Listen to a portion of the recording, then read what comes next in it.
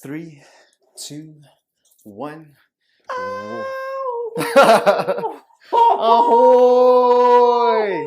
Episode 2 of the podcast. Oh my God! It's Major League. It's been a while, guys. We were just trying to finalize a collaboration, or should I say, a working space. Yeah. Well, we're collaborating with Workshop 17. We are fortunate enough to be blessed with the spaces of Workshop 17. We're just going to run a little ad quickly before we get into things. We are out here at Workshop 17, co-working space. They're popping up all over South Africa. There is the Harrington space that we are currently in. They are currently developing the Kloof Street space, and they already have the waterfront space up and running. If you are in Johannesburg, there are the Rosebank spaces, the fire station spaces, but there are 2 more opening up in Rosebank. I don't think I was supposed to say that. Cool. Well, he said it already. Cool spaces to work. Soundproof rooms. They got board rooms. They got rooms where you can conference call. So it's a cool sharing space. You meet people. Maybe you can share ideas. You don't know who you meet. Your future business partners. So it's an excellent space for actually creating. Man, come check it out in Harrington Street, in Kloof Street, the waterfront, V&A, and where else? Joburg too. But you weren't supposed to say there's some section in Joburg. But check it out. Workshop 17. So check them out. Yeah. Cool spaces. And that's the ad done. But otherwise, I mean, this is such a great space for us to work in, considering that we are starting our venture as suffering actors right now. Because it's so hard. it's the end of season right now. The man of creatives. And you want to create your own as an actor, and it gets tough in winter. Okay, let me cut that voice. So winter time is like downtime. Yeah. Yes and no, it depends really. But most of the time it's a perfect time to work on yourself, work on your craft. But this has been, I think we mentioned it in the first podcast, but we didn't like elaborate on it. But this has been like an idea we've had for quite some time. And like for me, I know you've been pushing yourself as an actor like ever since high school, even though you were studying in a tertiary education or institution. You were already still pushing yourself, whereas with me it was like here and there. And you know, when the parents say no, there's no way to be actor. Asian accent. You know, there's no way to be actor. And it's like, okay, cool. I guess I'm just gonna be a teacher of martial arts and be a doctor of Chinese medicine and acupuncture. Exactly. So I finished my studies, and that's why I decided to take the step. And just seeing you, like, you've been such an inspiration and a motivation. You know, being my big brother and all. I'm about to get teared up, man. Thugs don't cry. But don't cry. You know, it's true. I mean, I'm gonna try and not shed a tear as well. I think that's what really done. This is sand. This is sand. It's about weak. This is. But yeah, you've been such an inspiration and motivation, and to see you rise like you have been over the years, and it hasn't been easy. I mean, and I've seen you with you when you went high, and I've seen you when you went down and high again and down. I've seen your journey, and for me, it's like it's a testament to say that you know what, if you're gonna go out for your dreams, yes, there's gonna be there's gonna be ups and downs, just like with everything else. But if you really want to do it, do it. I mean, nothing can stop you, and you showed that nothing can stop you. So that's why I'm like, cool. I'm gonna not venture into being a teacher of Chinese martial arts and a doctor of Chinese medicine. Cool. I want to push that childhood dream of mine, man. And it's always been there. I know it's always been there. Look, it's always been there. In essence, it's like, and I appreciate the words, bro. Really, I do. It's all from you, man. It's all love. In the world of acting and being a performer, is you're constantly learning, and you must be willing to sacrifice so much. Yeah. And I think when people always speak of sacrifice, what do you mean sacrifice? Like, okay, give up on sweets or give up on friends. Like, you have to sacrifice so much. And I think in the world of creating in itself, because as an actor, you're continuously creating. Yeah. You're recreating. You're never stopping, because Yeah. every character that comes aboard, whether it's me doing my skits, whether it's me in my videos, whether it's being on TV, whether it's doing commercials, whatever, I get to create. And it's the love of that. Of course, at the same time, we got to pay bills. For sure. So that's the harsh reality of life. You have to be able to say, look, this is a passion, but turn my passion into something that can create money. But at the same time, me leading up to that continuously is sacrificing a lot. Yeah. And I think with a lot of people's successes, they hide the failings. Failing. Yeah. If you notice, a lot of the time, you only see people with the Jaguar. You only see someone with the big house. You only see, they never explain to people, well, it takes hard work. Yes, we get that. It takes sacrifice a hell of a lot. It takes crying. It takes handling shit by yourself and saying, listen, if a director tomorrow says to you, well, that's what quite shit. You, like, literally this has happened to me years ago when I first started out. You're a shitty actor. I don't even know why you're in this industry. Bro, I was in an audition for Dunhill, and me and the director didn't get on at all. Exactly. And he was just like straight up, you know what? Get out. I don't want. Exactly. So I tell people, you see, with acting, you have to be able to take criticism. Yeah. Flip a lot of the time. I think people think it's so easy because, like, for example, when we're on jobs and we're like, oh, we're in a trailer, oh, we get a nice lunch, craft, you know? But other than that, they don't see the criticism. Yeah. The criticizing part of it. I always, when I first came out and I've got my first international gig. It was, I think, a BBC documentary. I got my own trailer. Was it History of the World? Yeah, it was History of the World. Because I did History of the World. It was History, but I did... No, it was America, sorry. America, Land of the Free. Oh, okay. Yeah. So, I got a trailer. You know, I got the whole night. It's so fucking dope when you get the like, trailer. Oh my God, we're international. Meanwhile, you just like, this is nothing. Yeah. So, a lot of the times in my career, I had to get a wake-up call to think, dude, humble yourself. Come down to earth. This means shit. Yeah. Do the work. Yeah. And I think doing the work for a lot of people is the problem sometimes. But if you want to be a performer, go for it. I'm not saying, understand if you're going to go in. But they also need to understand that acting is not just putting on a performance. There's a lot of self-diving to put out emotions for a character, but also to get your mindset not to be you, but to be that character. It's like they say, you have to. The best part of the actor is giving voiceless characters, a voice. Yeah, that's what you're acting. You're taking dialogue. You understanding dialogue. Yeah. You processing it. You're developing that dialogue. Yeah. To then understand what was emotion, why, what way, why. You're trying to understand why this character is like this, and you can portray it in such a way that it's not you. Yes, in some elements, in some forms of way, in some parts of it, you dig deep in yourself to at least get close to expressing the character's emotion, not Sub's or Jeff's character. Yeah. So acting is not reading a script and just 100%. Saying it. If that was acting, then I think, and thing is, in South Africa, I don't think acting is being given its respect to that degree yet. Too many people think acting is just, even the government in itself, they're not giving it enough attention and protecting the arts. The best for me, I always say the best actors and actresses are the guys in theatre. Yeah. But look at theatre. It's like, it's not crumbling in a sense. It's just not being given the structural support that it needs. But it's all over the world as well. In a way, theatre's kind of dying out, but at the same time, in the States, it's resurrecting.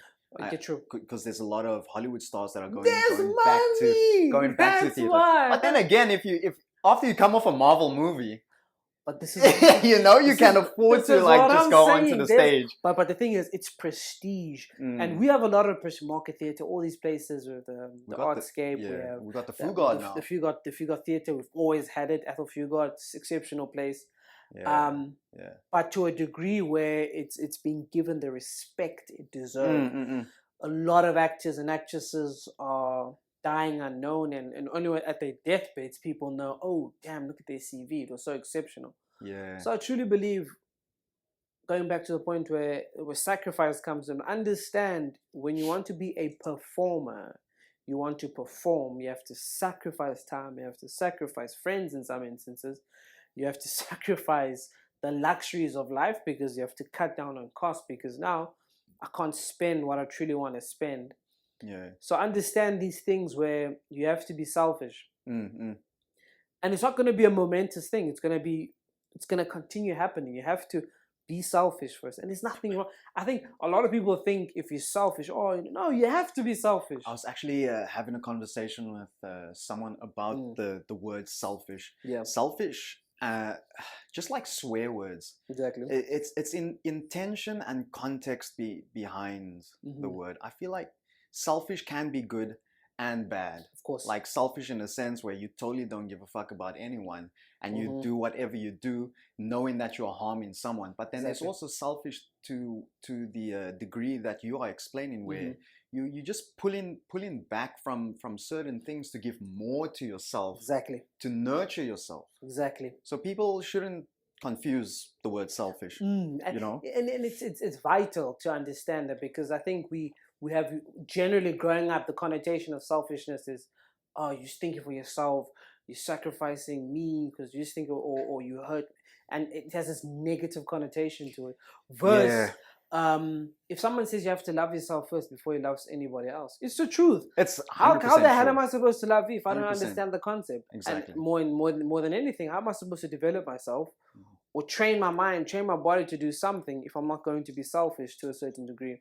So selfishness is needed in your life, and I think a lot of people sacrifice their dreams and hopes because they say, you know what, it's fine, I'm not going to sacrifice it because my significant other, it's fine, I'm not gonna. No, it's that's when you're not. Don't look, I'm not some love guru, but for me it's like a 3-point thing. It's you, it's your girlfriend, it's your wife, whoever it is. The middle part is where you guys meet. Okay, we partners there, but your individuality should not be forgotten. Because you give up on your dreams. You hear people always say, I gave up my dream for you. I gave up my dream job for you. No flipping way. I kid you not. If somebody says to me today, listen, if someone says to me, I want to have my dream job in New York, I'll say go for it. Hell yeah. Go. Don't, because we are individuals, guys. And we will link. We will make it work in some form or way. But that's a disgusting burden to put on someone saying, I gave up my dreams for you. Especially when you look at, I'm not going to say all parents, but if you look at most parental households, you kind of hear that underlying tone that I gave up this for you so that you can do X, Y, and Z. But it's a horrible burden to put on someone, and it plays on the mental and emotional state of that person. And that's a good topic, actually. It's in South Africa, black tax. Yeah. It's a thing where, look, structurally, because of the past, our parents, the best job our parents could ever get was either a miner or a clerk or clerk or a domestic worker. So from that point, now you could possibly be the first child who's going to get a degree. Yeah. You get your degree, you get your first job. You then have to take care of your siblings. You have to take care of your mother. You have to take care of the cousins. It's a must, because in some cases, where now that guilt trip is put on you, say, well, I took care of you and such, you have to take care of me. Yeah, Asians do the same as well. And we can go back to history again, where, because the topic now is like, no, white men up at the capital, or the privileges that white people had. And the point is, well, you've got generational wealth. Yeah. Name 5 families black families of color, let me put it that way, that have generational wealth to a point where their great grandkids can be fed through my money. You see, so we never had that. Like me, I never, like, literally, my mom was a domestic worker, my dad was a miner. There was no generational wealth there. But in their view, it's like there was no generational wealth, but go out and do what you need to do. If you can, cool, you can send it through. And of course, take care. It's what we always told, take care of your parents. And you need to take care of your parents. Yeah. And unfortunately, with this black tax, it's such a burden on some because they feel like if they don't do anything, they feel like they're a disappointment. Yeah. They feel like now it's precious. It's where literally every cent you have, you're taking care of taxes, you're taking care of insurances, you're taking care of car payments, you're taking care of everything, because some of them are being thrown the line of saying, well, I raised you, I did this and this and this, so you have to. That's not fair, man. So this exceptional point, and that's the struggle that I truly believe, and it's interlinked to the past. It's interlinked to our parents being marginalized and not being given and being oppressed in such a way where jobs are only few purposefully. You can only be a seamstress, a garden boy, a miner, or domestic worker, and that was that. I'm not saying there weren't black people who weren't successful. There were a lot, but they never outnumbered the majority of them having these menial jobs. So definitely, it's a thing where, man, it's a struggle that I think it needs to be spoken of more. And also at the same time, doors need to be opened. There's too many gatekeepers in positions that can allow people of color to flourish and create generational wealth, because that's the new, what's this new phrase? Generational wealth. Not being rich, it's being wealthy, because you can feed your great grandkids with your money. I think it's like the minute someone that's come out of poverty, the minute they get a wad of cash, or anything, it's whoa, okay. Exactly. You're like a wolf. You're like, shit. This is probably the only meal I'm gonna have for the rest of the summer. I'm gonna keep this to myself. Exactly. And then wait for the next catch. Exactly. And the next catch, and that just keeps going, and you just kind of forget to feed the rest of the pack. Exactly. So in that sense, in itself, is then saying, okay, whoa, you selfish. Going back to the point, you're being selfish. You're thinking of yourself. Well, I need to be selfish for this time period. Yeah. Selfish for this time period, because once I hit the major block, we'll be good. Yeah. So this needs to happen. I need to be selfish. I need to build myself up. I need to love myself. I need to take care of myself. But even if you're in a relationship, it doesn't mean when I say being selfish, rip yourself apart from the relationship. No, it means if I'm doing something, you should understand I'm doing it because I'm developing it. Don't think it's not an us moment, it's my moment. But if I understand we collectively have to work as a pack. We're always stronger as a pack. Yeah. But at the end of the day, if that pack breaks and you go out as an individual, you need to be able to fend for yourself. Exactly. And if we can go back, humans are always like, oh, we're above animals. Yeah, well, of course. We like to think so. If you put me one-on-one with the lion's going to win. It'll be shredded apart. But if we branch out on our own, outside of the pack, we need to be able to stand on our own 2 feet and be able to solely look after ourselves. Exactly. We can't be dependent on a pack. The minute you become dependent, you step back and you become that person that says, oh, you are so selfish and you owe me X, Y, and Z. Exactly. And people need to be careful of that. Yeah, it's like I said,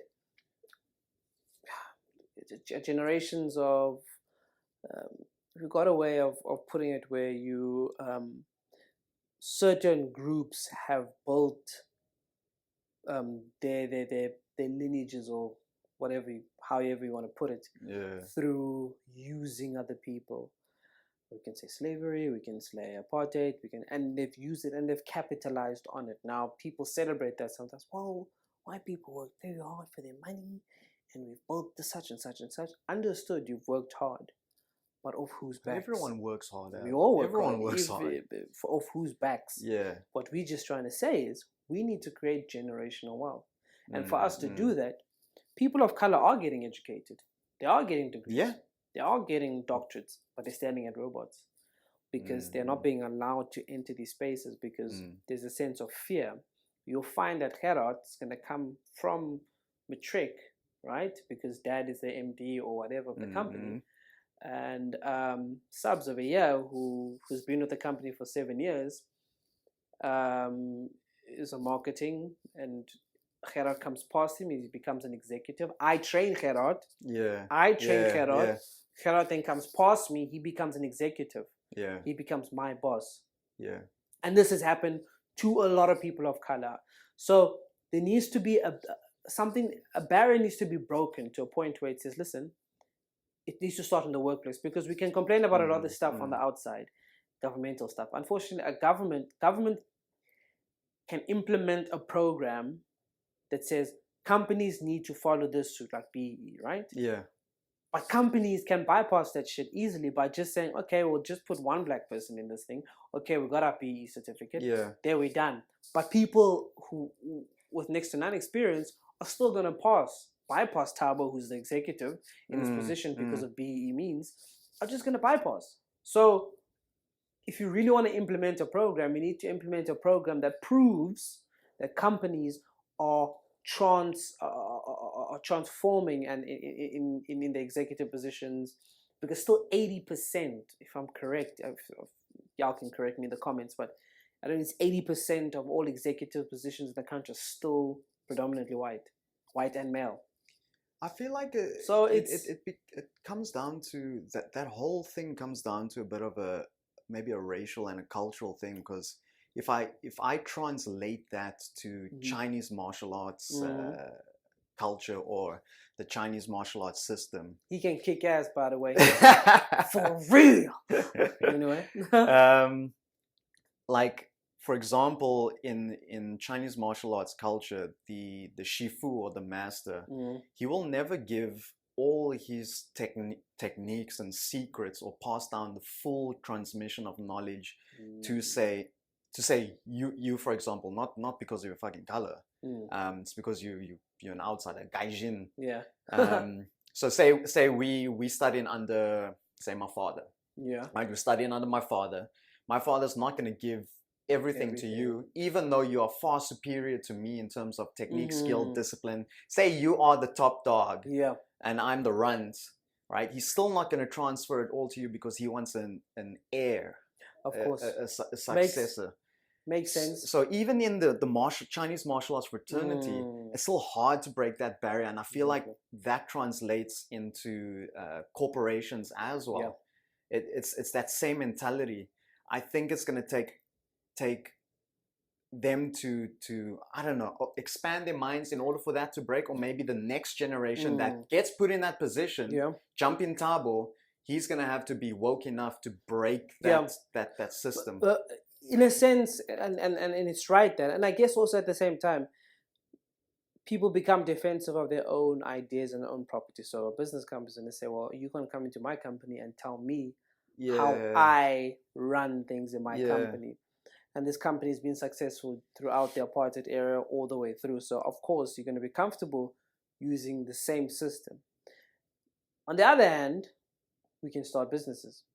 Now, not everybody, I think we mentioned this in the other part, not everybody is an entrepreneur. Not everybody has the entrepreneur, I want entrepreneurship. The country has bad, low or high unemployment. Let's all be entrepreneurs. Oh shit, I need collateral damage if I want to loan. I got a whole lot of overheads. I've got all these things. That's probably why our unemployment is high anyway, because everyone's an entrepreneur. It was a CEO. CEO of something. I'm just like, what the hell are you CEO of? So anyway, I think to that point is, I think what truly needs to be done in terms of the workplace. Look, again, I'm not an economist or anything, but we need to tap into these things to understand. We need to break these barriers first. We're not saying not trying to take over your company. We're not trying to steal anything. We're just saying give fair opportunity.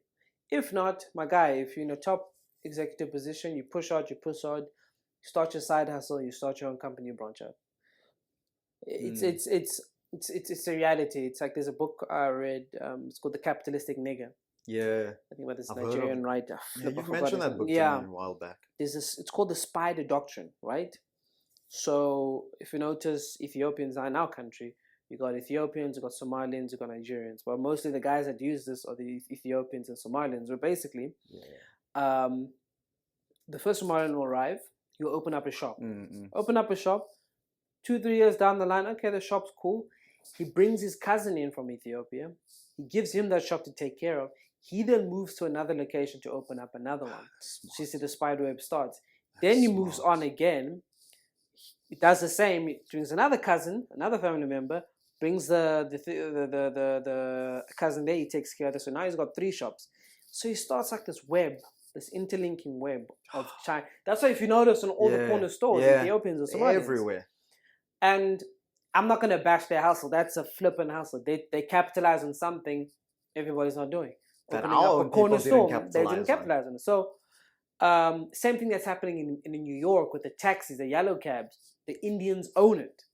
No way. No, it's theirs. It's there. So if you want to break in there, wait, have they been owning it since? It's their thing. It's I thought it was very much like those Italian New York people. Partially in a sense, you own your own cab, but the majority of the guys are of Indian descent that run the tech. So it's like all of them together, they like have power. Yeah. They're not necessarily they own the market of that's what I'm trying to say. So they can dictate to say a disc costs, I think it's like $100,000. Yeah.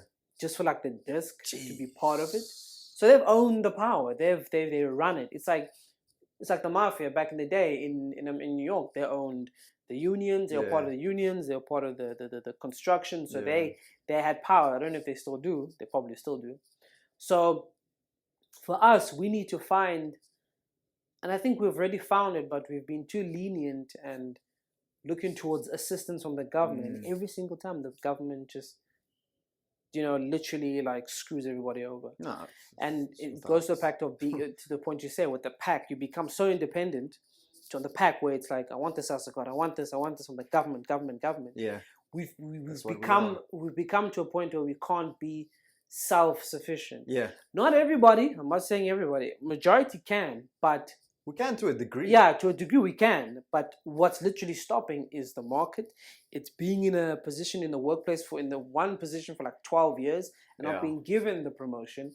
Or it's literally competing with big corporations which have a huge support for government. So therefore they have a monopoly in that. It's like the airways. Remember one time? Yeah, Black Nqayi. Exceptional airline, cheap. But he was competing with Kulula, Mango, which then SAA has shares in also. Yeah, exactly. So how am I going to compete with it? Like he left, I don't know, it was 100 million. How long did that last for? It was like what? Like 2 years, I think. 2 years, yeah. That's when I started JIT. So I think it was like 2 years, I think. I was an exceptional airline. So it's just monopoly, and this.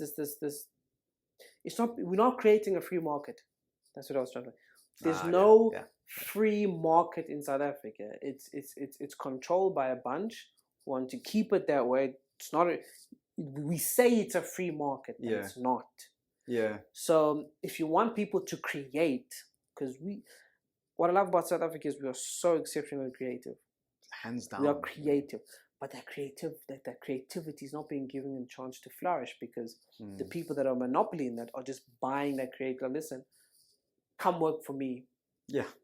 Or they'll convince you it's hard to go at it alone. Come work for me. I don't want to mention names, but different clothing brands are doing that. Yeah. Where they're just grabbing these young designers, taking their concepts and putting it out in stores. Of course, it's the only way to keep the brand trendy. Yeah, and putting it out in stores. But now the person that's designing it now, I don't know if I'm putting this right, but you're wasting away at doing that because I can understand if you want your experience, you go in, cool, but you just sit there and you're designing for this big brand that's not necessarily giving you back an opportunity to become all the import duties as well, it's very hard to be a designer in this country. True. You get taxed 45% if you want to bring in a piece of material this big, size of this cup of coffee, you got to pay an extra 45% on that. And if if it's also then the producers here who are charging you so much. Yeah. So like they say. So that's why a company like Woolies, for example, can because they've made so much money, they can bring in all their designers. They can afford to pay 45% duties on materials and get the designers to design. They can use international celebs and stuff to be part of some campaign. So in essence, money is power. Yeah, the people that told you money can't buy happiness. Well, oh, my friend, listen here. Money can buy happiness. Can buy happiness. I'm gonna be happy for the rest of my life. If I can pay rent, carefree, rates and taxes, carefree, electricity, carefree. If I can pay off a car, carefree, petrol. If I don't have to worry about all the things that you worry about as an adult, I will be happy. And that's coming from money. And if the only thing I have to deal with in that case, because people don't know money doesn't mean everything. Okay, Delilah. Let's try get married of peanuts. Let's try get married of love. You can't. Yeah. In essence, money has been driven to a point where it's become so powerful. We've been put in a corner. We have. So now we're questioning ourselves like, well, I'm not some hippie. Shout out to hippies. I'm not some hippie who's just living in a forest. But then again, those hippies come from exactly wealth. A lot of hippies out here in Cape Town, y'all got money, so I don't consider you guys hippies because y'all are walking around barefoot in Pick and Pay with money and mommy and daddy blowing money. Exactly. So I think a hippie lifestyle need to reassess that. What actually is a hippie? What a true hippie is. Yeah, it's just a trend now, top knots, whatever. But what I'm simply saying now is the biggest problem is now when people are. Where was I? What was I saying? We weren't even like smoking weed or anything. Yeah, I don't smoke weed though. I'm good though. I'm CBD. A good boy. I do CBD oil. CBD oil is good. Apparently, CBD oil. So I went to this cannabis or CBD expo that happened. Grand West, right? Grand West. When was it? It was this year. Yeah, sometime this year. Beginning of this year.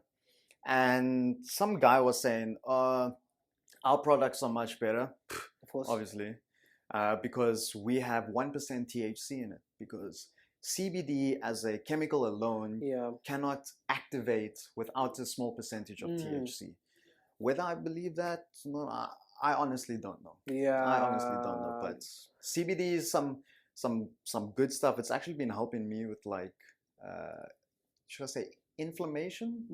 Inflammation to a degree, a bit of pain, because like from jits, like that one neck injury of mine's been nagging. I've been having it ever since I had that. Since that first comp. Yep. Since that first comp, I didn't treat that properly. Exactly. For those of you that are wondering what jits is, Brazilian Jiu-Jitsu.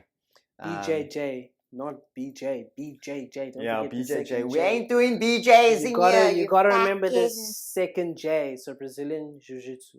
Yeah, so if anyone steps on your spagers, fucking level change, double leg. But yeah, just it clicked now. So basically, in essence, going back to the main point, we need to open up the markets. We need to allow people to trade and do what they want to do at a cheaper rate. We need to allow running a business to be not a hell. It should be a simple thing, and the hardest thing will be obviously growing it, and that's all part of it. The South African government's whole thing, if I'm not mistaken, a couple of years back was to push local entrepreneurship, local development of goods and services. True, yes, they're doing that, but to an extent, it's like only a few have gotten the achievement of what BEE is. Yeah. If you can randomly tell me now of any person of color that has been successful at BEE, that you know, not somebody maybe you've read in a paper, exactly. Not even I do. So the reality about how the economy works is we need economists to lead. We need economists to be presidents. We need economists to be part of to be a financial. To be part of the finance minister, you need to have financial understanding. You need to understand these things. Because in essence, to run a country, it's all about the finance. It's all about the economy. I don't care what you say. It's not about having a great smile. It's not about having the greatest speeches. It's not about dancing and doing ipanzulo or whatever. It's about understanding the economics and understanding your people and understanding what your people need. We need to thrive on our economies. We need to use what we have and boost it up. The informal market is worth billions, but because it's informal, no one's been able to control it because the informal market doesn't like too many rules. The informal insurance. Yeah. I see Lion of Africa. Shout out to Miguel. They're trying to tap into there. I don't know which other insurance, but you can't control it. You can't put too many rules into it. And the problem with your formal insurance is too many set rules and it's too complicated. So the informal insurance, I think, is worth billions. Stokvels are worth billions, and no one has out and out control. Whoever grasps that first, and for that you need to understand the people. So I'm not saying surprised the government hasn't gotten. I'm like they jump shipped on can't. that. They can't because it's government. Yeah. I think they make much more money being government in terms of collecting your trillions of tax. True. So I don't think that's like something they would need to worry about. But in essence, it's an economical thing, man. So yeah, man. People need to, if you truly want to push entrepreneurship and push your passion, and you want to act, you want to perform, develop yourself, keep developing yourself, and don't have the attitude that you've made it always. Celebrate others also, because we were just discussing that earlier, like how people say, "Oh, why aren't you viewing my stuff? And why don't you like it? How come you're only viewing it for like 5 seconds? I don't see you popping up on my stories. I haven't viewed it." It's like, "Oh, but have you liked my stuff or viewed my stuff?" It's like, "Oh no, but double standard." Like the thing is, if you really want to push something or you want to be supportive, you'll truly do it. Exactly. Like if you don't want to support someone and you're a little bit envious or jealous and you don't want to see them shine because it's going to eat at you, then don't support them. Unfollow the person and don't support them. I've always been Zaban in South Africa. In other words, we are cack people sometimes. Because I think there's this attitude. Not selfish, jealous. And I think through everybody, from the Colours would say, "Why so nar?" From Colours to Zulus, Xhosa, to the black people, to there's this level of envy. And I always don't like seeing people rise. Yeah, I always see it on the Twitter streets where literally somebody would, I swear, it was like last month, somebody posted on Twitter. He bought a Taz. Remember Kiko's Taz? Yes. Shout out to Kiko. Are those Toyota Taz's like still being continued? Right. He had this Taz. I think it's like the old ones. Yo. And he celebrated it and even had a bow on. You know when you buy a new car and you walk out up. And I'm like, yo, shout outs to you. You posted on Twitter. Posted on Twitter. But the negativity, some dude literally said, "Yo, man, I'd rather walk than drive a Taz in our time." So somebody asked. In your time? So somebody asked him, "What's your worry? Do you have a car?" "No, I don't." "But he has a car."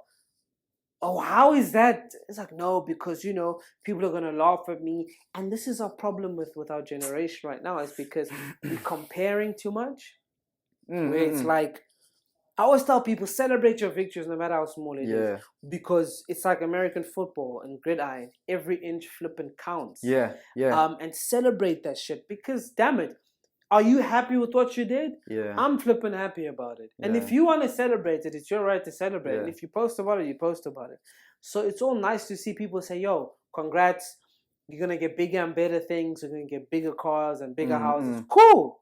Don't then the first thing people always generally say, "Oh, well, shit, I would have waited for like 2 years and I would have gotten a better car." You don't know that person's story. You don't know that person's context as to why he's getting that car. I've come from a household where small victories weren't celebrated, and it took a lot for me to understand that you had to celebrate small victories. Like they count for so much. Again, it's detaching yourself from that household and opening your mind up to other people's voices and opinions and mentalities as well. I think my biggest, I'm not the brightest person. My matric results, kind of show that. But all of us. I feel like life lessons and experience in life is a lot more educational than what you can get from a textbook. Exactly. I come to realize that it's geez, dude. I mean, for me, it all started with being friends with you, and then taking a taxi home. His mom always used to drop him off at school. I'm like, yo, dude, let's just take a taxi. Why is your mom picking you up from school? Like, why don't you just grab a taxi together and then we walk home? I was like, huh? Grab a taxi? Let's go buy a Gatsby, bro. Let's go buy like what's it? What's a Polony Gatsby? Polony Gatsby in the parade, bro. In the parade and Cook Sisters. We introduced him. He became black, and I know, that's why I'm afraid. Like every time I have to bite my tongue during this podcast and not say the N-word because I don't know how viewers are gonna feel about that. Exactly. Whereas for us, it's like a normal thing, and I've been saying it since since school. We're finding our balance. Yeah. But where were we? I was saying, you were saying because life skills are. You can't put a price on that. But again, you have to be so open to receiving that knowledge outside. An open mind and an open heart is the key to expanding. If you don't have that, you can be receiving all these skills outside of tertiary institutions. You're not going to absorb shit. Exactly. And I'm not the most clued up when it comes to textbook stuff and politics and the economy. I know a little bit here and there, but man, when it comes to life skills, I've had my fair share of experiences, and I'm going to be continuing to learn and taking it on the chin, you know. Yeah, it's constant in terms of what life is. We are first given this picture, or to say this is adulthood, okay? You're going to have a family at 25, you're going to do this and you're that. You're going to get married by 27. You know, and you have all these setups in life, and then life starts. Yeah, bro.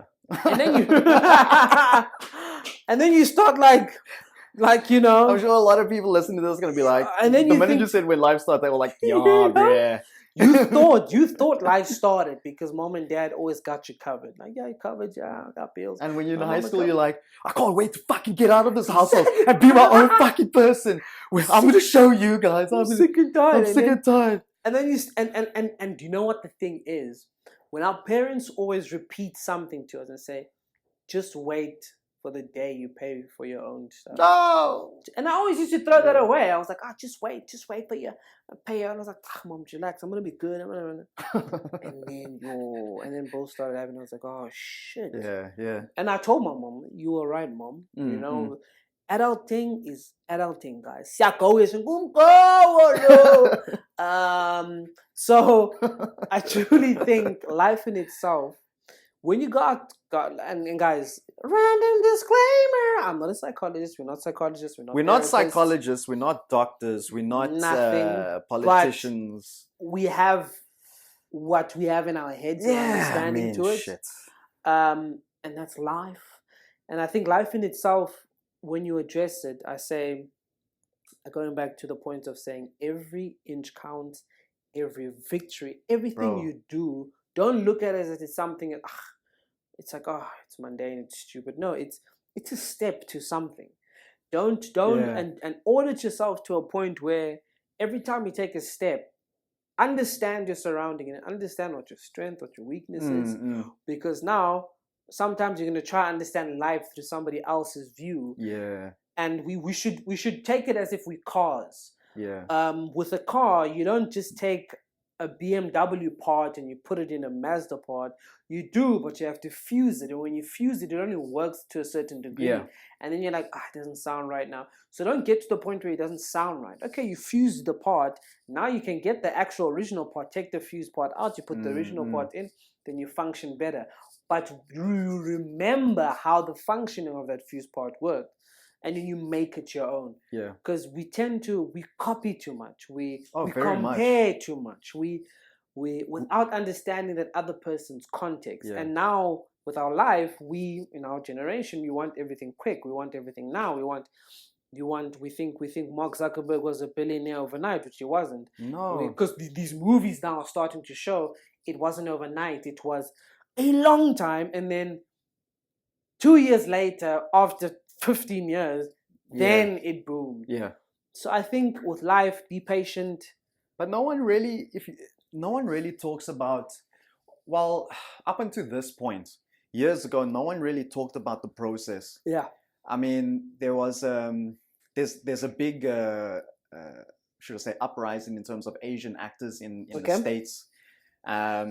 Obviously, black actors booming now. Now Asians are also getting their shine. Exactly. And one Asian actor just got cast as a lead for a Marvel movie called Shang-Chi. Oh shit. His name's Simu Liu.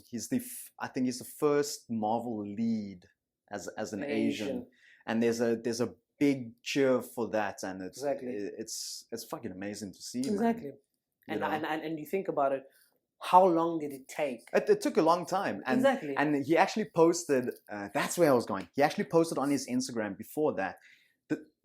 Before I continue, he got cast on Tuesday. He did the screen test on Friday. He made his appearance on Saturday. Exactly. Boom. he got it. But everything changes. His process, he like a typical Asian, he studied something else. He studied to be an accountant. Okay. So it wasn't a doctor, it wasn't a lawyer, it was to be an accountant. Mm-hmm. He worked in an accountant's company for 4 years. Damn. And then he got sacked. Oh snap. He got sacked. He started getting depressed. He started running out of money, and then he decided to take an extras job on a film set. Mm. And then he started doing more and more, and he's like, wow, I actually want to pursue this thing. Yeah. You know, I actually have a passion for this. So he did enough extras work that he had a resume to give to an agency and join an agency. Damn, nice. And it took him 4 years of ups and downs. He had 2 years where he had no work. Damn. At all. In LA, bro. We understand that. in Los Angeles. He had no work, so the only things he could do was just wait around, bartend. Exactly. And now 4 years later, maybe 5, having those ups and downs, now he's got this big gig. See, patience, perseverance. It's choosing the right circle that you're around with, and understanding the process. I think. And look, I know we have different contexts. I'm not going to tell somebody if you're struggling with something. Oh well, just drop everything and just pursue this. If you feel, don't drop into something. No, we're not telling people to. I'm not telling anybody to do that. I'm just telling you what. Are you willing? Think about it first. Yeah. Before you decide to take that route of dropping everything and pursuing this dream of yours. And I always push. Pursue your dreams, pursue your goals. I truly push that. 100%. You can do both. Test it out first before. Always do testers. Yeah. And understand like the market is sometimes not as big. But if you're unique, you find something you truly love, then go for it. I say that because we sometimes go into something thinking, oh, it's just, I'll easily get something straight away. It's like, no, I like the confidence. No, do the confidence thing, but understand yourself that you're going to be competing with 200, 400, or 1,000 other people. You got to be confident and what the fuck is the word I'm looking for? Not smart, but confident and aware. Yeah, true. You can't just be confident. You need to be confident and aware. True. This game is it's this game of life, this game of adulting. Bro, it's a gamble. I'm 29. We're 29. I'm supposed to be married. I'm supposed to have all these things. We're 29 chronologically, but spiritually and mentally, I still feel like 21, bro. I'm still 22. So I truly think go guns blazing. Work hard on whatever you're working hard on. Be smart though. Make smart decisions. Yeah. And don't listen to too many voices. I think the key there is listen to a lot of voices, but take everything with a pinch of salt. People don't take things with a pinch of salt, then you fuck yourself over, because then you just like filled with all these things. Oh no, but he said this, but I need to do this. Oh, he said I must buy this, and I don't know what I want to do, and you just explode, and then you get anxiety, and you just take fucking medication, and you're suffering all kinds of mental, emotional illnesses. Yo, about medication. Holy shit! I came across an article, right? So it's called fecal therapy. Now, generally with fecal therapy, I think I read about this fecal months therapy. ago. Generally, the normal procedure is they'll take feces and they'll obviously what do they say when you replace an organ or something? What do they call it? Implant it somewhere in your colon to help you. That's the general procedure. That's done. It's not always done, but wait, they cut you open and put shit. I don't think it's that. There's also putting it up your rectum. You can imagine the doctor be like, "Hey yo, pass me the scalpel." Get up on the table. Hey yo, doc, what you doing? I'm finna take a shit in this guy. So there's this new trend. There's this new trend, and I want to actually look for it. Search that shit. Man. There's this new trend. Ooh. What? This lady. What race came up with this? What do you think? Comment in the section below if you know what race came up with this product. So, let me read it to you. So, I don't read the name out because I don't get sued. It's not a South African, but anyway, she has flu. Remember, she has flu. So, remember, fecal therapy originally, it's something you take. Let me just read it for you, just to. Open your mouth. So basically what they tend to do is they'll take stool, they'll mush it up, mix it in some saline solution in a plastic baggie, and then squirt it in the rectum using an empty edema bottle. Okay, but obviously that's the DUI one, doing it yourself. So now there's this new one where now people are basically making fecal tea. So, let me just read the thing. Thanks for the ad. My friend suggested I join and repost this. Yes, since it worked for me. So I came down with the flu on Monday night, and by Tuesday I was absolutely miserable. My mom is super healthy and has some kind of immunity to the flu or something because of her natural remedies. Brackets, she's vegan. Damn it. She suggested that we try feces therapy. And at first I was like, what the F, Mom? But she showed me some research about something called fecal transplant, and it's actually not an alternative medicine. Now, fecal transplant is what I mentioned earlier on. Yeah. That's the normal, proper procedure by doctors. It's FDA approved. FDA meaning like the doctor federal dietary whatever. Like the doctor association, when anything's medically approved and it goes through them, it's fine. Yeah. But now, she says it's approved by FDA. That made me feel a little better because honestly, I prefer conventional medicine over alternative medicine. Anyway, she suggested a tea made from her healthy feces and bone broth. I thought for sure the smell alone would make me vomit, but it had a nutty aroma that reminded me of cashews. When she first brought it to me, I was like, oh, hell no. But once I stirred it, it was a little thicker than tea. But the consistency was good. And it tasted amazing. I drank this twice on Tuesday and twice on Wednesday. And this morning, I am completely better. My other friends who got the flu had it for a week or longer. And mine was gone in less than 3 days. Feces therapy works. Now, my people. There's a whole bunch of bullshit. It reminds me of that scene from Austin Powers where he grabs the coffee, drinks it. It's like, it's a bit nutty. And it's weird because shit, Austin. There's a page that I follow on Twitter. It's called Vaccines Work. And I think people right now there's a whole lot of medical quacks that are going, oh, don't vaccine because it has side effects for your hormonal effects. Guys, listen, let's be realistic. Things are invented for a reason. Vaccinate your kids, people. You're gonna die. What this chick could have simply done was either take a flu shot, get vaccine. Or exactly. Just take some conventional pills. Conventional. Or go for simple pills. Or get herbs from a Chinese herbalist. Or go to a sangoma. She took a shit and boiled it up, took the water and drank it and mixed it with bone broth. Abelungu kodwa guys, come again?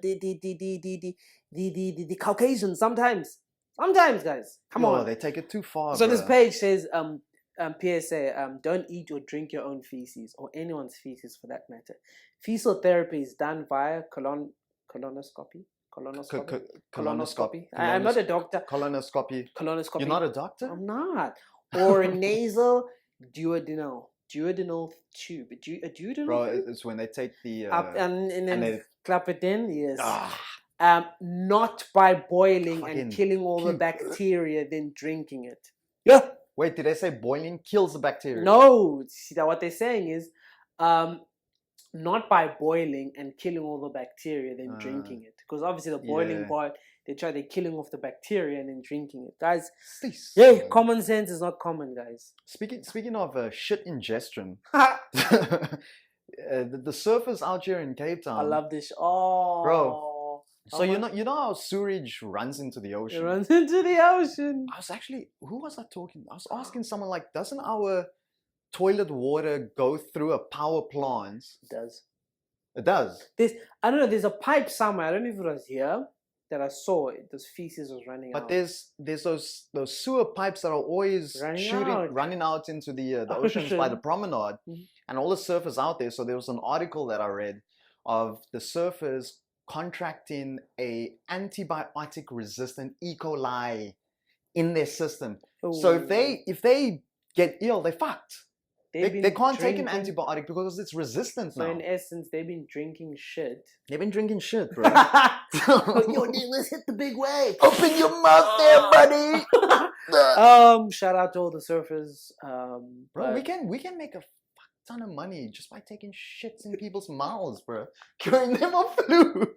You just imagine, like, next. So someone actually wrote and said, what is it? Vegan.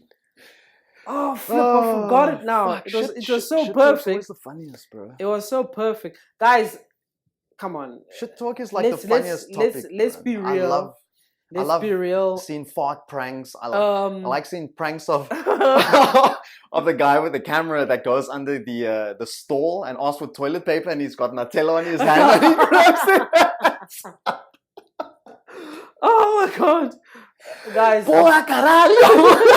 I promise you, like, I know we're trying to be different with all these, medical practices and trying to. Yeah, but there's some things that are just way too fucking far-fetched. Trying to be holistic and. How holistic do you want to be? Count the days that you healed from drinking feces tea, and count the days you actually heal when you take your normal conventional tablets or ginger mashed up with like maybe cayenne. Yeah, just count those days. Yeah. It's like 3 or maybe 4 days, 2 days extra.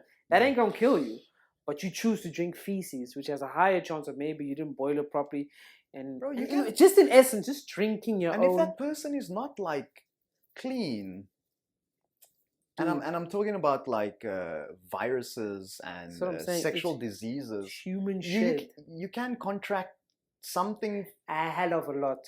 From the booty from hole. that. You can contract a hell of a lot. Eating the booty like groceries. Too many diseases, and people are going, "We're trying to be alternative. We're trying to be no man." It's like there's this guy on Instagram called the Medical Medium. This again, Caucasian, out in the States. He's saying, "Caucasian attack." You need to drink celery juice. 2 cups of celery juice for an entire week, and it'll cure you of skin diseases like what you call it, psoriasis. To a degree, they do say with celery and boiling it, but he's like he's juicing celery straight, like serious. Like 7 ounces a 7 ounce glass of celery juice daily will cure you of psoriasis, which is that skin disease like eczema and stuff. Look, guys, research has been done enough. I feel like I think we should like film, like take all these hacks, these alternative. Well, we're not gonna do the shit route. I'm not gonna do Fuck that shit. I'll pay somebody to be unless there's a Caucasian that's willing to have us document them drinking. Take feces or whatever, celery for every day. I'm willing to document. I think we should document someone with the celery thing and see if they actually get cured with this. Yeah, because he's got like Sylvester Stallone in on this, and everyone's posting like, yeah, my psoriasis is cured after 7 days of 7 ounces of celery juice. Look, I'm like, to a degree, I know eating healthy helps. Yeah, like they say just generally with celery sticks, I don't know if you boil some herbs and you mix it up, it has its positives, whatever. But this is an unfortunate part of the medical side of things in our country and all over the world, really. There's too many quacks out there. There's too many people who are promoting, because right now being healthy is flipping expensive, which it doesn't make any I don't know why being healthy is so expensive, but it's so easy to be unhealthy. It's cheaper to go to KFC and it's harder to go to than to go to a Nqayi or exactly. It's so expensive. Something so you ask of that yourself, nature. okay, so what are we promoting? If somebody could create a business where they could be in the middle at least, where a wrap is not going to cost you $80, a wrap can cost you, and it's a fucking tiny like wrap, $20. bro. Like 3 pieces. We promote. We have ample amount of farms for supply. Right now, importing our chickens from Brazil. Yeah, exactly, because of some so that's why it's expensive. Some trade stuff. Even though we make our own. They chicken. gave us damn listeriosis. You rubbish. What's that listeriosis? That wasn't so long ago. They gave us with that paste. It was their product. It was from Brazil. Yeah, because they import the pink paste when they make polony. Oh yeah. And then they make it. It's not because remember we have this trade. Listeriosis was 3 years ago, or what? 4. I think it was because I remember you making videos about listeriosis. It was 2, I think, 2 years ago. 2 years ago. Yeah, with the polony, yes, and pali. Yes. Quite serious. People died. Now there's intense, a huge lawsuit right now that's happening. I think against. But was it contamination in the? It was contamination. Like they found. What they generally say is there's certain levels of listeriosis that will be found, but it's sort of like it's dormant. It's dormant. I think. Let me just go. I think it is. I don't want to just speak of something I don't know, but I know they generally say that. But in this case, the listeriosis bacteria was that built up in unclean machines or in the actual polony? It was in the polony, in the Russian sausages. It literally almost destroyed the because Gorda is basically this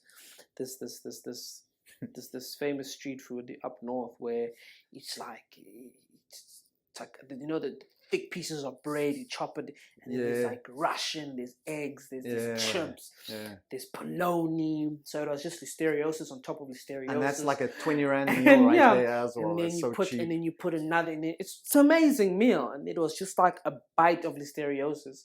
And people were just and then people running out of businesses couldn't because they had to return their products because they could be sick. Yeah. It could be contaminated. Yeah. And it was it's like we want the world to be healthy, but we're gonna bump the prices up to a ridiculous amount that you cannot fucking afford it. So you're gonna die off. Exactly. So it was 2017. That was 3 years ago, huh? Enterprise Foods. Okay. Your Enterprise is like our biggest. Tiger brands, yeah, they were the ones who got it, and actually they've been taken to court.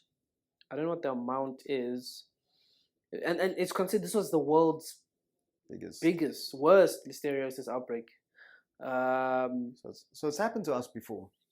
I think it has, or it hasn't.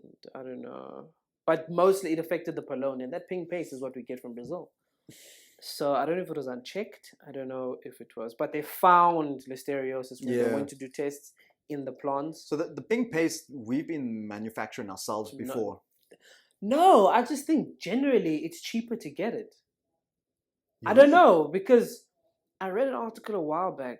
But it's just I just don't understand. It's just too long to read. Chicken. It's cheaper. Think about it. So it's cheaper for us to get chicken from Brazil. No, you see. I mean, you see, with those, there are like trade agreements.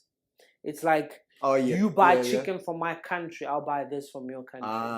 Or people offload their crappy ass chickens to South Africa and give A-grade chickens to other places. So there's an influx, and it's affecting the chicken farming in our own country. We should be able to be self-sufficient. We should be able to have at least 30 to 20 brands of different chickens in aisles. I don't think there shouldn't be a problem there. We've only got 3 brands. Exactly. They don't want more, so they have a trade agreement. Country has trade agreements. Unfortunately, you see China and America now, you see. And it's like, look, I'm not going to buy this. And remember, Brazil is friends with America. So America says, well, if you don't buy that from there, we're going to let go of this. Because it's like a bilateral agreement type of a thing. So these, looking them up. I don't know if I'm correct. I can be corrected if I'm wrong. You can comment in the comments. I know it's based on trade agreements. We don't have anyone to help us search for this shit it's right based now. on trade agreements. Again, we're just struggling with our Wi-Fi here, but we're basing it on trade agreements. That is why we have to buy chicken from them. We have to import a certain amount of chicken from them, and whatever they buy back from us, which is probably apples or whatever. I don't know. And I think it's a shame that shit is just being dropped off, even with manufacturing of cars. Cars are just being offloaded here, and we're not creating our own cars. We're not creating our own brands. Because it's just, we are just the assembly line for car production all over the world, instead of us creating. We're still the port for the rest of the world. We're still the port. Since Jan van Riebeeck, we're still that port. Jan started it, bruh. Nah, he just kept it. Yeah, I'm sick and tired. Just fucking stepped on our country with his tigers. So I truly think right now, because government is saying, industrial revolution. I'm just fourth industrial revolution. I'm just like, guys. And the funniest thing is, somebody said, fourth industrial revolution, you know what? You see kids now can Skype. And I was like, wow. What? Kids now can Skype. No, guys, fourth industrial revolution would be a teacher being able then to teach maybe 1,000 kids over the internet. That's fourth industrial revolution. That's youth. Skyping has been around for 16 years? Jeez. Come on, guys. I swear, there's this video. I don't know where it is. It's in Nigeria, sorry. Where wait, keep talking. I just need to check if the government boosts this video of we just got a drone that we can follow criminals or the Boko Haram or something of that nature.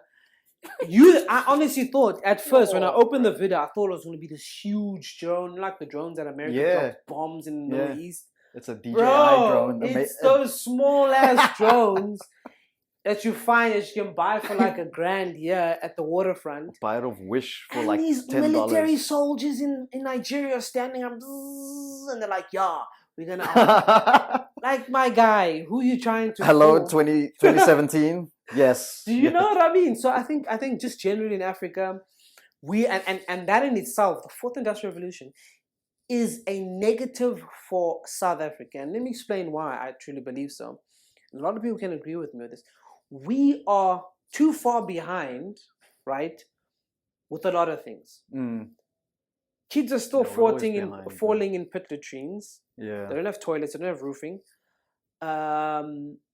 Structures in the workplace. So fourth industrial revolution is going to come while self-paying tills. Yeah. So the people that work behind it without high employment that's so high, now you're going to remove people that work at tills and you're going to be self-paying tills because what? We want to save more money. We are trying to keep up with America. We're trying to keep up with Europe where they are so advanced. They are advanced for a reason. They were patient and they are working with their time. They have their own problems with 4IR themselves. We can't then skip 15 years and say we have to boost fourth industrial revolution. Okay, fine. Then what is fourth? It's like when they asked one of the government officials of the government in parliament, do you understand, the EFF member asked the answer, do you understand what the fourth industrial revolution? He couldn't even explain it. So understand, guys, let's first understand what fourth industrial revolution is. Let's understand its impact. Yeah. People don't have jobs. Unemployment rate and we're is gonna take away more jobs with AI automation. But the States is also suffering with that. This is what they're also struggling with the employment, and they're also trying to battle the whole AI automation. If they're struggling to that degree, what are we gonna do? Yeah. So we need to take a step back. Let's deal with the biggest problems that we're having. Our corruption, our schooling system. Our schooling system needs to change drastically. Our tertiary system. Are we still working on free education? Of course, we're still working on that. It was something that was agreed on, but I think it's not being implemented yet. We need time. I don't know why Russell's calling me. Russell, nah, got a lock, brown blue.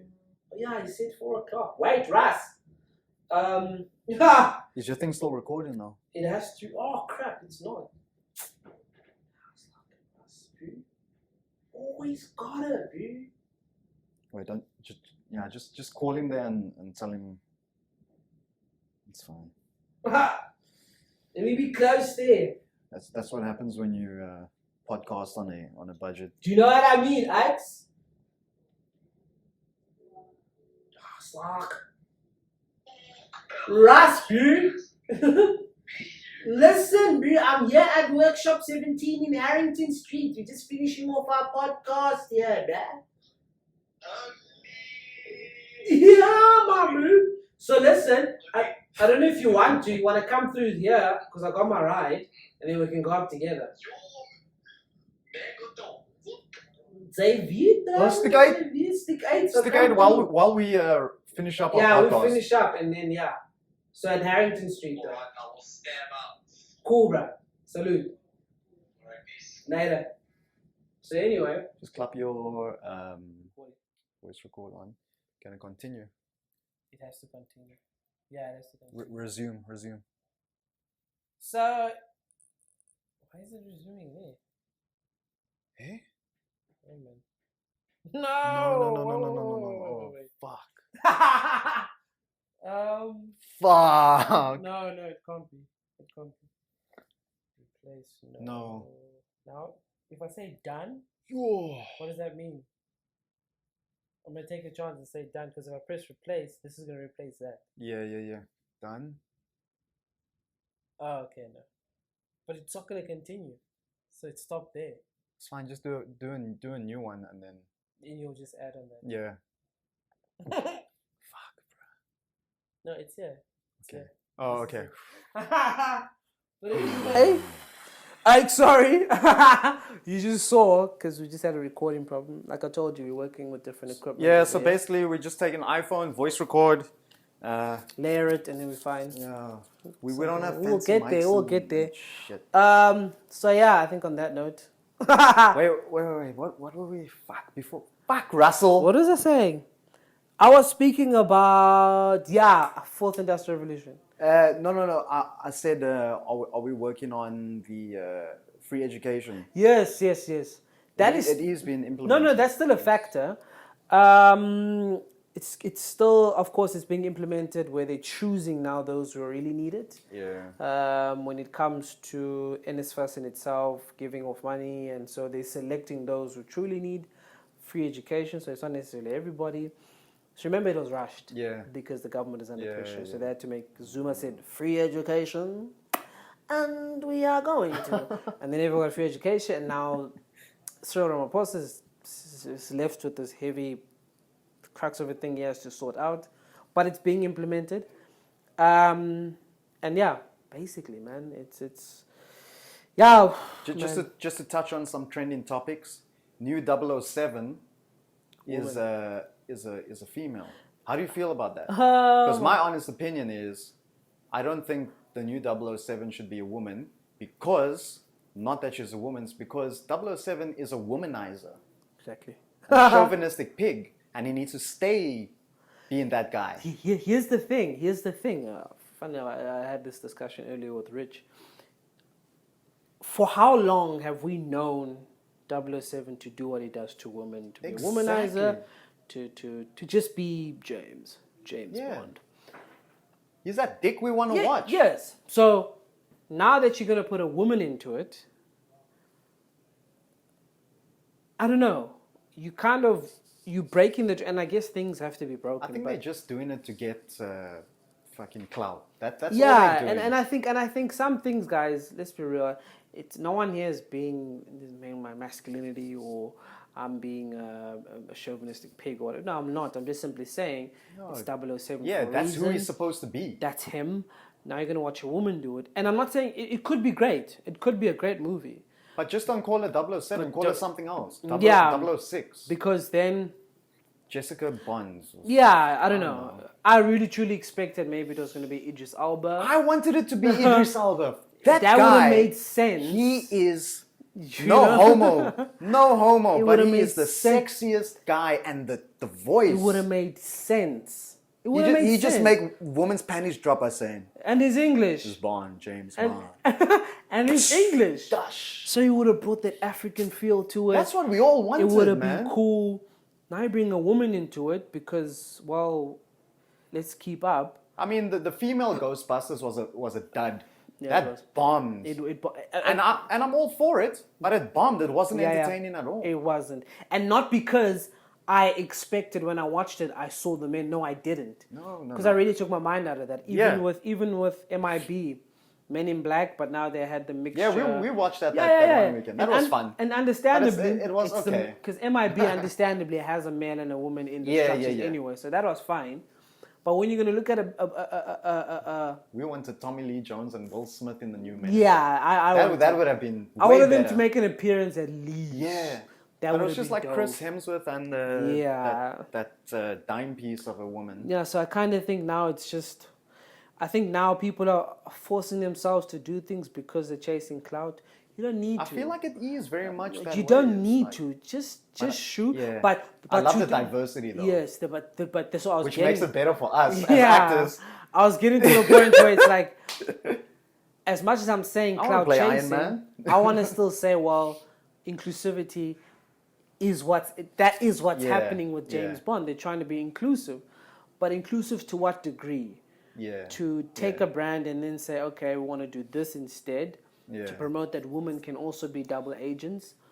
So it would have been cool if the storyline is if they're going way back to find a woman that was. But bro, there's like I don't know. Remember the series Dark Angel, Jessica Alba as an agent? Yeah. Brilliant. La Femme Nikita. They could. Oh my god! Didn't they make a remake of it? They didn't. No, it was. There's one now. A series back in the 90s. No, but there's one now I saw of some model chick who's like shooting everybody. I don't know. Oh, Anna! I watched that movie. It was good. Storyline was a bit shit. Exactly. But it was really That's a start. So now you've started. There's your avenue. Exactly. Don't destroy James Bond. Please give it to Idris Elba. I truly wanted Idris to Elba. You would have been, bro. That really guy he's the ultimate gentleman. So now I think. Okay, I'm gonna put my head on the block. I might be wrong. Let's give it a chance. Yeah. Not that if I don't give it a chance, they're not gonna do it. The thing is, we don't have the power to say let's give it a chance. That's what I'm saying. They've already made a decision. You know, so anyway, let's see how it is. New Lion King was dope. I watched that. I watched that on the weekend. I didn't watch it though. Man, the CGI. I think it's the CGI that was. It blew my mind. Those lions, all the animals look so realistic. Yeah. And it was so nostalgic. I was sitting in that movie and I was like, wow, I'm witnessing the second generation of Lion King. Exactly. I'm being part of the second generation of Lion King. And it just got me. And hearing John Kani as Rafiki. Legend, bro. Ah, boy. What I don't get is people think. But they gave him such a small part. Spoiler alert. John Kani is meeting Beyonce. No, guys, let's change it up. Beyonce is meeting Dr. John Kani. If y'all don't know, John Kani is the king of theater. He is royalty in this country. You check him out in the Adam Sandler movie also. What is I watched that on Netflix. It's like it's like a board game. It's like that board game Cluedo. Yeah. That's how it's set up. So don't think. And he was in Black Panther as T'Challa's father, bro. And his son, Atando, yeah. So don't think Dr. John Kani is some just another African. This guy is the legend. Him. Everybody else was in the presence of greatness. You know what would have made that Lion King a lot better is if they had actual South African actors voicing over for that. True. That would have been. That would have hit home a lot more. It hit home a little bit for me because of the music, because it's Africa, of course, and because of John Kani. Exactly. When his small appearances came, they kind of the movie didn't. It took the blueprint from the animation, but it cut some parts out. It shortened it a bit. I felt like they made it a shorter movie, but it hit home to a degree. But it would have been more special if they were like Lupita. Okay. That female actress that was in Us. Yes. She's a South African actress. No, man, she's not. Isn't she? She's Kenyan. Kenyan or Uganda? Who told me they're fucking South African? No. Lupita's not. Lupita Nyong'o is not. She's Kenyan. If I'm which actress is South African that was in Black Panther? Black Panther actress.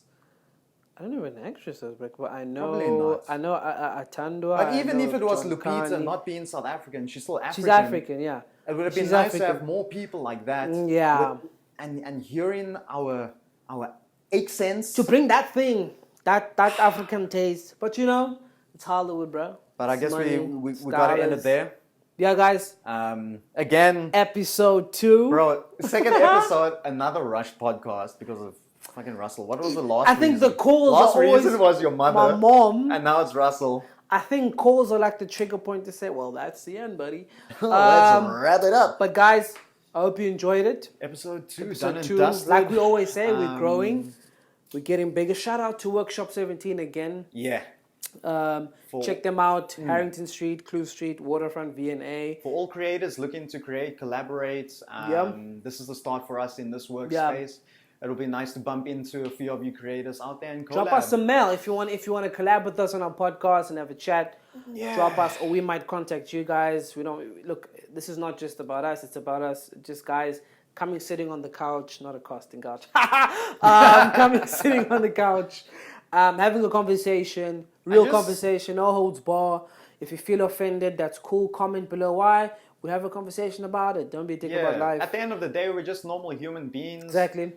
This is how we chat, guys. Obviously, I can't say the N-word, so because of certain purposes. He can. I can off camera. He colored though, but Chinese colored. We're limiting as much as possible. We just don't want to bump heads with YouTube, and we're trying to get those 1,000 followers and at 4,000 hours. 4,000 hours. So we want that guap. So we can get join the PYP, so we can start monetizing. Exactly. And to everyone's to all of Sub's followers, those 20,000 people following, we just need 1,000 of you. Just 1,000, y'all. Show love. But yeah, like I said, guys. If you want to collaborate, drop us a mail, drop me a mail, DM me, whatever, DM me, Jefferson Lan. Shut your mouth. We're going to end this podcast. Peace, guys. Okay, I'm going to my peak. Oh, did the battery die? Your massa. Your phone's battery. Yep. It died.